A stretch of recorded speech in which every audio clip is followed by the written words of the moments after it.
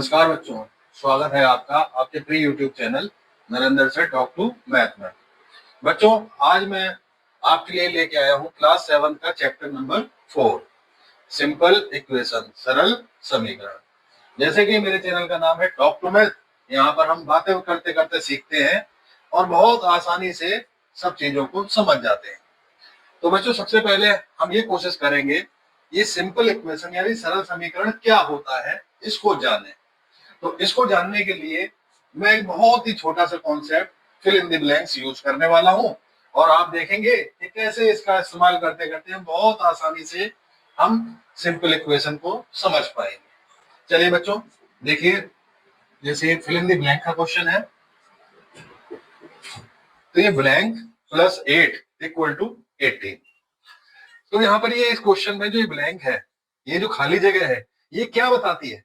ये बताती है एक ऐसे अननोन नंबर को, एक ऐसी अज्ञात संख्या को जिसको अगर हम 8 में ऐड कर दें तो हमारा आंसर कितना आना चाहिए? 18 आनी चाहिए। तो यानी ये ब्लैंक क्या है? ये एक अज्ञात संख्या है। चलिए बच्चों, हम जानते हैं मैथ में अज्ञात संख्या यानी अननोन नंबर को हम वेरिएबल की मदद से, यानी कुछ सिंबल है एक्स वाई जेड जिन्हें हम हिंदी में चर कहते हैं, उनके माध्यम से हम रिप्रेजेंट करते हैं, हम प्रदर्शित करते हैं। तो चलिए, इस ब्लैंक की जगह अगर हम वेरिएबल का यूज कर लें और वो वेरिएबल मान लीजिए एक्स है, तो ये क्वेश्चन किस तरह से दिखेगा? तो यहाँ पर ये क्वेश्चन हो जाएगा, ब्लैंक की जगह एक्स आ जाएगा, प्लस ये 8 हो जाएगा और ये हो जाएगा 18। तो देखिए, ये fill in the blank form था और यहाँ पर हमने ब्लैंक की जगह क्या, जो ये अज्ञात राशि है, हमने क्या इसकी जगह इस्तेमाल कर लिया? एक्स। तो ये सेम जो है क्वेश्चन मैथ में इस तरह से रिप्रेजेंट हो गया। तो जो ये नया रिप्रेजेंटेशन आया है, इसी को ही बच्चों हम कहेंगे सिंपल इक्वेशन, सरल समीकरण। तो बच्चों, इसमें क्या क्या विशेषताएं हैं जरा देख लेते हैं। तो इस सिंपल इक्वेशन में देखिए बच्चों, एक इक्वलिटी का साइन है यानी बराबर का चिन्ह है। फिर हम देखते हैं कि इस बराबर के चिन्ह से एक पहले एक पक्ष में, एक साइड में कुछ लिखा हुआ है, कुछ एक्सप्रेशन है और एक एक्सप्रेशन इसके आगे लिखी हुई है। जो इसके जो है पहले एक्सप्रेशन लिखी हुई है वो हमारे लेफ्ट साइड की तरफ आती है। तो इस इक्वेशन का ये वाला जो पोर्शन है जो हमारे लेफ्ट हैंड की तरफ आ रहा है, तो इसे हम कहते हैं लेफ्ट हैंड साइड। और बीच में हो गया इक्वल, और जो इक्वल के आगे वाला जो पोर्शन है वो हमारे राइट हैंड की तरफ है, तो इसे हम कहते हैं राइट हैंड साइड। यानी हमने क्या सीखा? इक्वेशन में एक इक्वल का साइन होता है और एक उसकी लेफ्ट हैंड साइड होती है और एक उसकी राइट हैंड साइड होती है। और हमने एक चीज और सीखी कि इक्वेशन में क्या होता है? वेरिएबल का इस्तेमाल होता है, और वेरिएबल मतलब चर, और उसके साथ साथ नंबरों यानी कांस्टेंट, अचरों का इस्तेमाल होता है। तो इस तरह हमने जान लिया कि इक्वेशन क्या है। ये हमारी x प्लस 8 इक्वल टू 18, इसको ही हम कहेंगे सिंपल इक्वेशन, सरल समीकरण। चलिए बच्चों, अब हम इसके हल की तरफ सोचते हैं। तो यहाँ पर x प्लस 8 इक्वल टू 18 ये क्या प्रदर्शित करता है, क्या दिखाता है? x प्लस 8 इक्वल टू 18 ये दिखाता है कि यहाँ पर एक कोई संख्या है, अननोन नंबर है, जिसमें 8 ऐड कर दिया है और आंसर कितना आ रहा है? सही कहा, 18। तो बताइए बच्चों, ये जो x है यानी अननोन नंबर है, इसकी जगह कौन सी संख्या आनी चाहिए? ठीक कहा, x इक्वल टू 10, क्योंकि 10 प्लस 8 इक्वल टू 18 होता है। तो यहाँ पर बच्चों जो x इक्वल टू 10 है वो इस पहली यानी इस सवाल, इस क्वेश्चन का आंसर है, और यही x इक्वल टू 10 क्या कहलाता है? इसका सॉल्यूशन ऑफ इक्वेशन, यानी इस समीकरण का हल। तो इस हल के लिए देखिए बच्चों, जैसे ही हम x की जगह 10 लिखते हैं तो यहाँ पर 10 प्लस 8 18 लेफ्ट हैंड साइड, और यहाँ पर इक्वल के आगे राइट हैंड साइड क्या है? 18, ये लिखा हुआ है। यानी जो समीकरण का हल होगा उसके लिए लेफ्ट हैंड साइड किसके बराबर होगी? राइट हैंड साइड की। हम ये भी कह सकते हैं कि x इक्वल टू 10, दूसरे शब्दों में कि ये इस इक्वेशन को क्या कर रहा है? संतुष्ट कर रहा है, सेटिस्फाई कर रहा है। कोई वेरिएबल की वैल्यू किसी इक्वेशन को कब सेटिस्फाई करेगी? जब इक्वेशन के लिए लेफ्ट हैंड साइड यानी बायां पक्ष राइट हैंड साइड यानी दाएं पक्ष के बराबर हो जाए। अब बच्चों, हम चैप्टर 4 की पहली एक्सरसाइज 4.1 पे आते हैं और इसके क्वेश्चनों को करने की कोशिश करते हैं। बच्चों, एक्सरसाइज 4.1 का पहला क्वेश्चन है, complete the last column of table. यहाँ पर एक टेबल बनी हुई है जिसका हमें लास्ट कॉलम पूरा करना है। तो पहला कॉलम क्या है, इक्वेशन, यहाँ एक इक्वेशन लिखी हुई है, फिर इसके आगे दूसरे कॉलम में वैल्यू, जो वेरिएबल है चर, उसका कुछ मान दिया गया है, और फिर हमें ये बताना है से whether the equation is satisfied yes और नो, यानी इस चर के मान के लिए ये समीकरण इक्वेशन सेटिस्फाई संतुष्ट होती है या नहीं। अभी मैंने बताया था कि वेरिएबल के दिए हुए मान के लिए इक्वेशन कब सेटिस्फाई होती है, जब उसकी लेफ्ट हैंड साइड किसके बराबर आ जाए, राइट हैंड साइड के। तो यहाँ पर हम वेरिएबल की लेफ्ट हैंड साइड लिखते हैं, लेफ्ट हैंड साइड, ये क्या है x+3। अब हमें यहाँ पर x की जगह क्या लिखना है, 3, तो ये हो जाएगा 3+3 और ये हो जाएगा 6। इसकी राइट हैंड साइड क्या है बच्चों, राइट हैंड साइड है 3। तो वेरिएबल की इस वैल्यू के लिए क्या left hand side right hand side के बराबर है, तो यहाँ पर लेफ्ट हैंड साइड 6 है, राइट हैंड साइड 3 है, तो left hand side not equal to right hand side. अगर left hand side right hand side के बराबर नहीं है तो हम लिख सकते हैं the equation is not satisfied by this value of variable. तो यहां पर क्या लिख देंगे, नो। क्वेश्चन नंबर 2 की तरफ चलते हैं। तो क्वेश्चन नंबर 2 क्या है बच्चों, check whether the value given in the brackets is a solution of the given equation और नॉट। तो हमें यहाँ पर ये चेक करना है कि इस क्वेश्चन में जो ब्रैकेट में वेरिएबल की वैल्यू दी गई है वो दिए गई इक्वेशन यानी समीकरण का हल है या नहीं। तो आपको बच्चों यहाँ क्या करना है, जो वेरिएबल की वैल्यू है उसे इक्वेशन में रख देना है, और रखने के बाद अगर left hand side right hand side के इक्वल आ जाए तो इसको ही हम कह देंगे कि ये इक्वेशन का सोल्यूशन है। बच्चों क्वेश्चन नंबर 2 का पार्ट ए करते हैं। तो यहाँ पर इक्वेशन ये लिखी हुई है, तो इसकी लेफ्ट हैंड साइड क्या है, देखिए बच्चों, ये है n+5। अब इस इक्वेशन में हम n = 1 पुट करते हैं, तो n की जगह 1 रख दिया और +5, तो लेफ्ट हैंड साइड कितनी आ गई बच्चों, 6।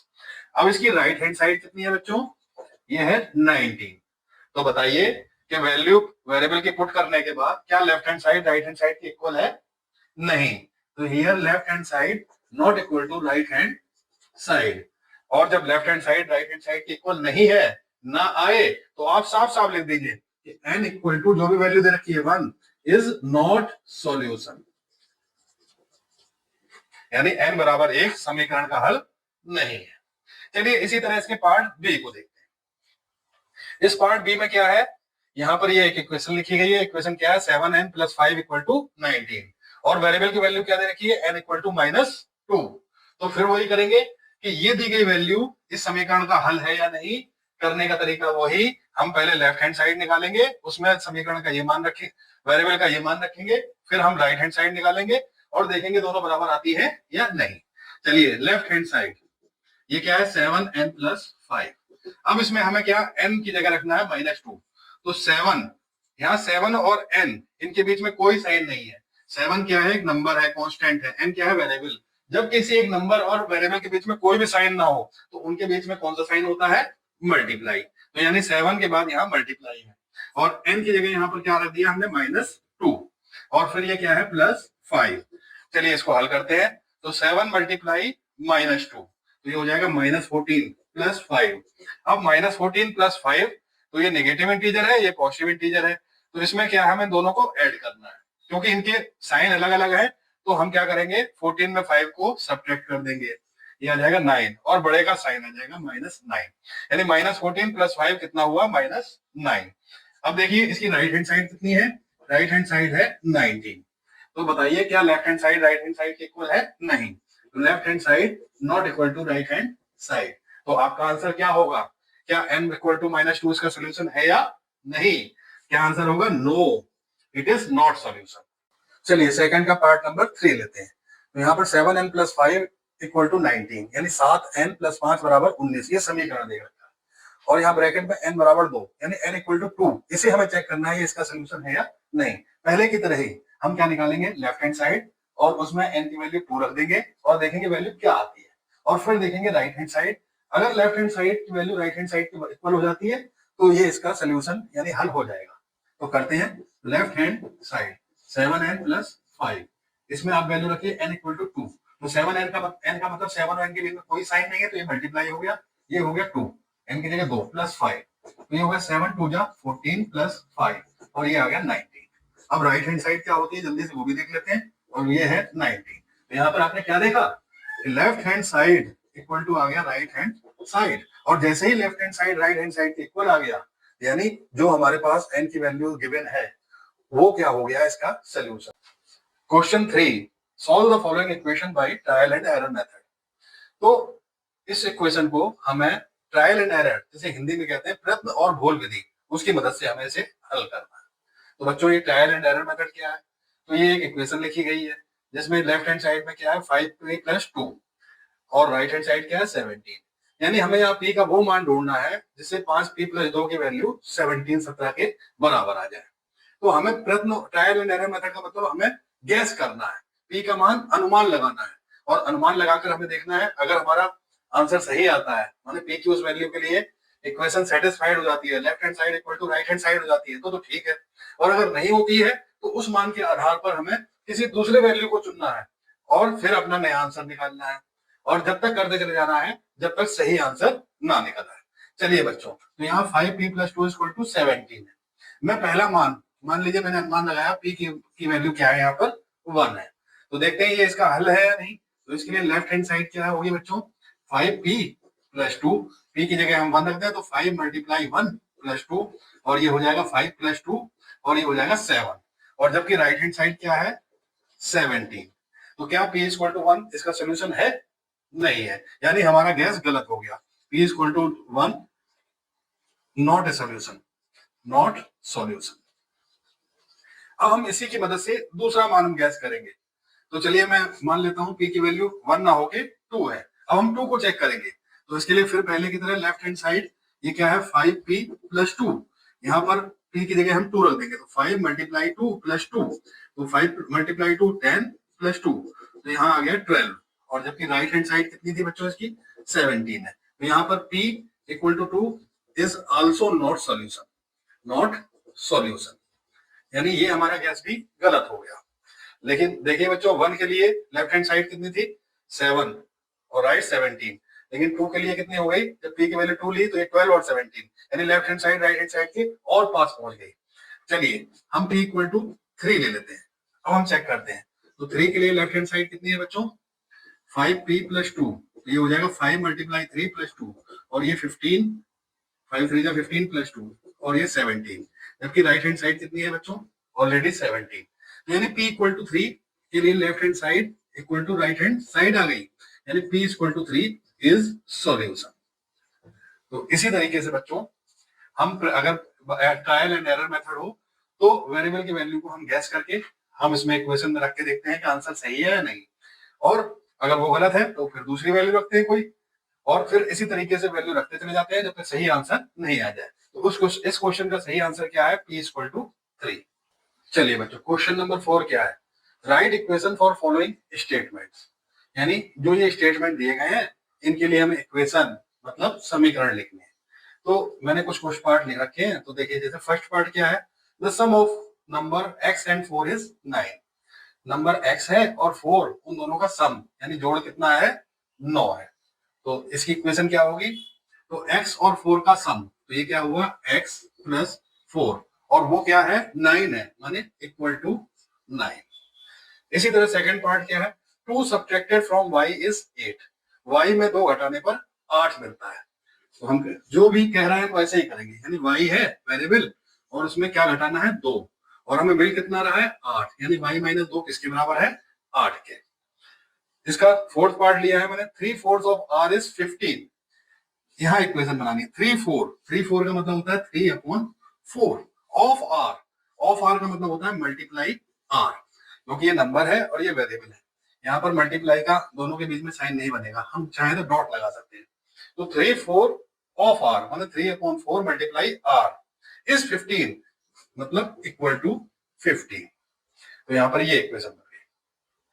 6 क्या 7 × m + 7 gives you 77, तो यहाँ पर जो कह रहा है आप वही करिए, 7 × m, यानी जो m है उसका 7 गुना 7 टाइम का मतलब मल्टीप्लाई बाई 7, तो m का 7 टाइम ये होगा 7m, m मल्टीप्लाई बाई 7 और +7, यहाँ +7 कर दीजिए और you give 77। ये भी कितना आसान था। अब देखिए 7, if you take away 6 from 6 time y you get 60, तो सबसे पहले क्या है 6 टाइम वाई, यानी वाई का 6 गुना, तो वाई का 6 गुना हो जाएगा 6y। आपको क्या करना है, इसमें से 6 ले लेना है, ले लेने का मतलब माइनस कर देना है, सब्ट्रैक्ट कर देना है, तो 6y माइनस 6, और जो भी मिलेगा वो किसके इक्वल होगा, 60 के, इक्वल टू 60। अब बच्चों आते हैं क्वेश्चन 5 पे। तो इसमें क्या है, right the following equation in statement form. तो इस बार बच्चों इक्वेशन दी गई है और हमें इसका स्टेटमेंट लिखना है, यानी इस इक्वेशन को हमें शब्दों में लिखना है। तो चलिए बच्चों करते हैं। तो यहाँ पर क्या है, p + 4 = 15। तो यहाँ पहले लेफ्ट हैंड साइड में क्या है, यहाँ देखिए बच्चों p और 4 के बीच में प्लस का साइन है। तो इसका स्टेटमेंट कैसे बनेगा, ए नंबर p इज, यहाँ पर प्लस मतलब add, a number p is added to 4, और इक्वल का मतलब हम आगे क्या ले देंगे, गिव्स, इक्वल की जगह क्या ले देंगे, गिव्स, और कितना 15, गिव्स 15। अगर हिंदी में लिखना है तो हम यहां ले देंगे संख्या p में 4, यहां पर क्या करना है बच्चों, प्लस, प्लस मतलब जोड़ने पर कितना मिलता है, 15 मिलता है। तो ये बच्चों इसका स्टेटमेंट बन गया। इसी तरह जो दूसरा पार्ट है वो क्या है, m - 7 = 3। तो यहाँ पर इस बार क्या है, 7 इज सब्ट्रैक्टेड टू m, यहाँ पर m में क्या घटाया गया है, 7, तो इसको इंग्लिश में लिखेंगे 7 इज सब्ट्रैक्टेड टू m, और इसके बराबर आता है 3 की, तो यहाँ लिख देंगे गिव्स 3। हिंदी में लिखेंगे तो एक लिख देंगे 7 को m में घटाने पर कितना मिलता है, 3 मिलता है। ये इसका स्टेटमेंट बन गया। चलिए बच्चों थर्ड का स्टेटमेंट लिखते हैं, 2m = 7। 2 जब भी ऐसा लिखा हुआ 2m, तो हम ये क्या ले देंगे, 2m का मतलब 2 टाइम्स m, तो 2 टाइम्स m, और ये इक्वल मतलब गिव्स, और ये कितना है 7। हिंदी में लिखेंगे तो हम क्या लिखेंगे, 2 टाइम्स का मतलब m का 2 गुना, m का 2 गुना 7 के बराबर है। छठा स्टेटमेंट कैसे बनेगा बच्चों, 3p + 4 = 25। तो यहाँ लेफ्ट में देखिए पहले क्या 3p, तो 3p को इंग्लिश में लिखिए 3 टाइम्स p, 3 टाइम्स p। फिर इसके बाद क्या है, +4, इसमें हमें 4 ऐड कर दिया है, 3 टाइम्स p एडेड, किसमें 4 में, टू 4, तो कितना मिलता है 25, गिव्स 25। हिंदी में लिखेंगे तो क्या लिखेंगे, p के तिगुने में क्या हमने जोड़ा, 4 जोड़ने पर कितना मिला, 25 मिलता है। तो इस तरह बच्चों आप बहुत आसानी से इन इक्वेशन से स्टेटमेंट लिख सकते हैं और स्टेटमेंट से इक्वेशन। अब क्वेश्चन नंबर 6 पे आते हैं, set up an equation in the following case. मतलब जो आगे केस दिया गया है, स्थिति दी गई है, उसके लिए आपको इक्वेशन यानी समीकरण बनाना है। तो चलिए मैंने इसका ये फर्स्ट पार्ट लिया है, इस स्टेटमेंट को ध्यान से पढ़िए। Irfan says that he has 7 marble more than 5 times the marble Parmit has. Irfan has 37 marble, और यहाँ पर take m to be the marbles of permit.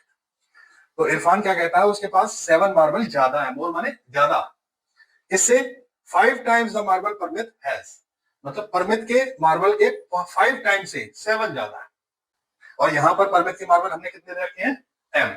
बस इसी स्टेटमेंट को लिख देना है, यानी उसके पास कितने मार्बल होंगे, इरफान के पास, जो परमित के पास मार्बल m है, तो उसके 5 टाइम्स, 5 टाइम माने 5 गुना 5m हुआ, उससे 7 मार्बल ज्यादा है, मतलब +7, ज्यादा का मतलब +7, यानी इरफान के पास मार्बल है 5m + 7।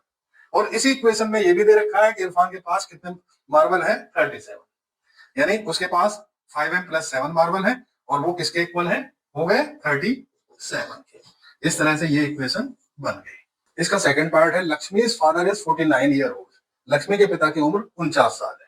He is 4 year older than the 3 times Lakshmi's age, और वो क्या है, लक्ष्मी की एज के 3 गुने, 3 टाइम से 4 ईयर ज्यादा एज के। तो यहाँ पर इक्वेशन बनानी है। तो चलिए बच्चों, take Lakshmi's age is y, Lakshmi की एज यहाँ पर कह रहे हैं y लेना है। तो चलिए लक्ष्मी के फादर की एज हम लक्ष्मी की एज से निकालते हैं। तो यहाँ पर लक्ष्मी की एज का 3 टाइम, मतलब इसकी एज हमने ले ली y, तो y का 3 टाइम हो गया 3y, और उससे 4 ज्यादा प्लस 4, ज्यादा का मतलब प्लस, यानी उसके फादर की एज क्या हो गई 3y प्लस 4। अब इसी क्वेश्चन में उनकी एज 49 ईयर दे रखी है, तो यानी ये दोनों इक्वल हो जाएंगे, 3y प्लस 4 इक्वल टू 49, और ये एक इक्वेशन बन जाएगी। बच्चों आज की वीडियो में हमने देखा कि सिंपल इक्वेशन यानी सरल समीकरण क्या होता है, और फिर हमने इसके बाद एक्सरसाइज 4.1 सॉल्व करी। मुझे उम्मीद है आपको समझ में आया होगा, और इसके बाद मैं नेक्स्ट वीडियो इसकी बाकी बची हुई एक्सरसाइज यानी 4.2 और 4.3 के लिए लेके आऊंगा।